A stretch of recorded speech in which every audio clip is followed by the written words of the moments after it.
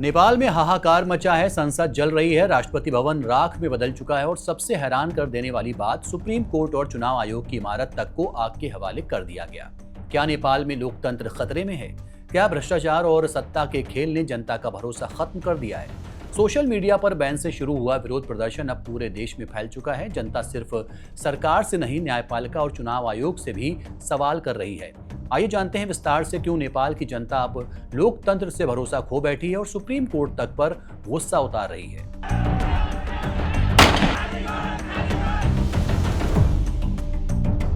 नेपाल में भ्रष्टाचार की शिकायतें सालों से उठती रही हैं। पिछले साल तो राजशाही लौटाने की मांग भी उठी थी।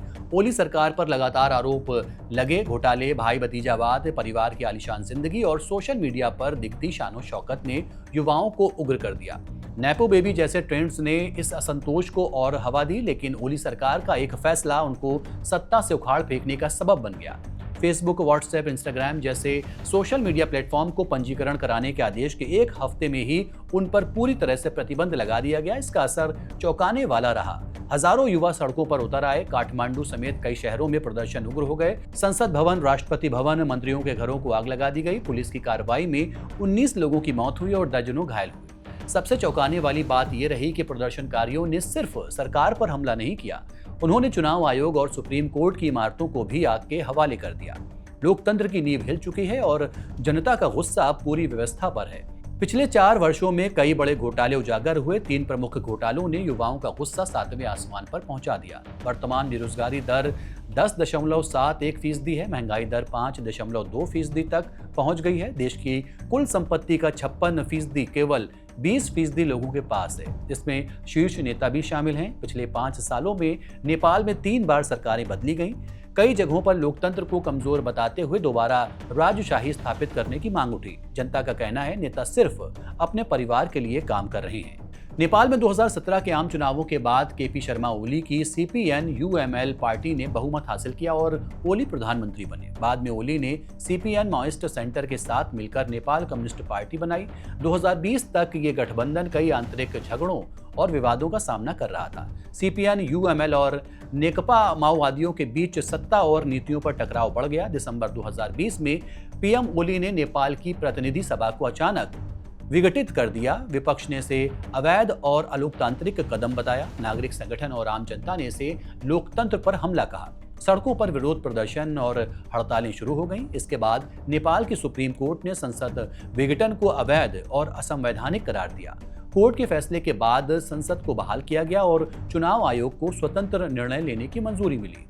ये घटना नेपाल में लोकतंत्र और संवैधानिक संस्थाओं के बीच टकराव का प्रतीक बन गई। हालांकि चुनाव आयोग यहां भी ओली के इशारे पर काम कर रहा था। चुनाव आयोग ने 2022 में चुनाव कराने में देरी की। चुनाव में कई गड़बड़ियां सामने आईं, जिनमें मतदान केंद्रों पर भीड़-भाड़, मतपत्रों की गिनती और मतदाताओं के नामों की सूची में गड़बड़ी शामिल थी, यानी कि वोट चोरी। विपक्षी दलों ने इन गड़बड़ियों का आरोप लगाते हुए चुनाव प्रक्रिया की निष्पक्षता पर सवाल उठाए। आरोप लगा कि आयोग ने सत्ताधारी दल के पक्ष में काम किया, जिससे चुनाव नतीजों की विश्वसनीयता पर सवालिया निशान लगा। प्रधानमंत्री ओली ने चुनाव से पहले कई रणनीतियां अपनाई, जिनमें राष्ट्रवादी मुद्दों को प्रमुखता देना, विपक्षी दलों में फूट डालना और चुनावी प्रचार में आधुनिक तकनीकों का उपयोग करना शामिल था। हालांकि विपक्षी दलों ने इन रणनीतियों को लोकतांत्रिक प्रक्रियाओं के खिलाफ बताया और चुनाव परिणामों को चुनौती दी। हालांकि चुनाव के बाद ओली ने गठबंधन सरकार बनाई। इन घटनाओं ने नेपाल की लोकतांत्रिक प्रक्रियाओं पर सवाल उठाए। 2022 के चुनाव में भी ये आरोप लगे कि चीन ने ओली के पक्ष में चुनावों को प्रभावित किया, जिसमें चुनाव आयोग ने पूरी मदद की। यही सिलसिला नेपाल के स्थानीय निकाय चुनाव में भी चला। स्थानीय चुनावों की अहमियत इसलिए भी ज्यादा थी क्योंकि ये सीधे जनता की नब्ज को दिखाते हैं और राज्य स्तर पर पार्टी की पकड़ पर असर डालते हैं। आरोप लगे कि चुनाव आयोग ने कई जिलों में मतदान की तारीख और उम्मीदवारों की सूची घोषित करने में देरी की। ये देरी ओली सरकार को फायदा पहुंचाने के मकसद से की गई थी। जिला और नगरपालिका अधिकारियों को उम्मीदवारों के पंजीकरण, मतदान केंद्रों और मतगणना में कथित रूप से CPN-UML के पक्ष में निर्देश दिए गए। कुछ जिलों में विपक्षी उम्मीदवारों की कागजी प्रक्रिया में रुकावट, जैसे नामांकन खारिज या समय पर फॉर्म न जमा कर पाना शामिल था। नागरिक संगठन और विपक्ष ने चुनाव आयोग पर आरोप लगाया कि उसने स्थानीय चुनावों में निष्पक्षता नहीं दिखाई। नेपाल में सुप्रीम कोर्ट पर भी गंभीर सवाल उठे। जनता का आरोप था कि अदालत ने बार बार ऐसे फैसले दिए जो प्रधानमंत्री ओली और सत्ताधारी दल को फायदा पहुंचाने वाले थे। दिसंबर 2020 में ओली ने संसद भंग कर दी थी। विपक्ष ने इसे असंवैधानिक कहा। सुप्रीम कोर्ट ने कई चरणों में सुनवाई कर आखिरकार संसद बहाल कर दी, लेकिन इससे पहले जनता का भरोसा डगमगा चुका था। अदालत पर आरोप लगा कि उसने समय रहते लोकतंत्र की रक्षा नहीं की और जानबूझकर फैसला देने में देरी की। कई बार चुनाव स्थगित करने और चुनाव आयोग को ऐसे निर्देश देने पर अदालत ने सत्ताधारी दल का साथ दिया। इससे विपक्ष और आम जनता में ये धारणा बनी कि न्यायपालिका निष्पक्ष नहीं रही। सोशल मीडिया बंद करने जैसे फैसलों का अदालत ने विरोध नहीं किया। नागरिक संगठन मानते हैं कि अदालत ने अभिव्यक्ति की स्वतंत्रता की रक्षा नहीं की, जिससे युवाओं का गुस्सा बढ़ गया।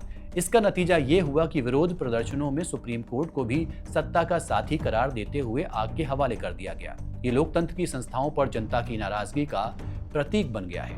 नेपाल में लोकतंत्र की इमारत हिल चुकी है। जनता अब सिर्फ सरकार से नहीं, न्यायपालिका और चुनाव आयोग तक से सवाल कर रही है।